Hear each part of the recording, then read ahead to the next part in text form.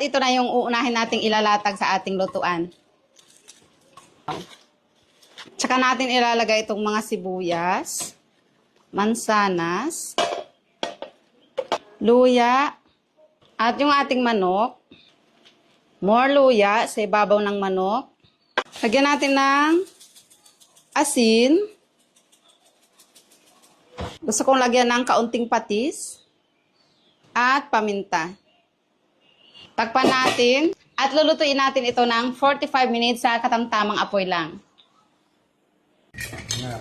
After 45 minutes, wow, ang bango mga kaumami. At ayan, ang dami na po niyang sabaw.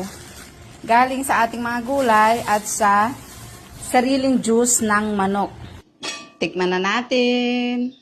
Bango. Grabe, ang lambot mga kaumami.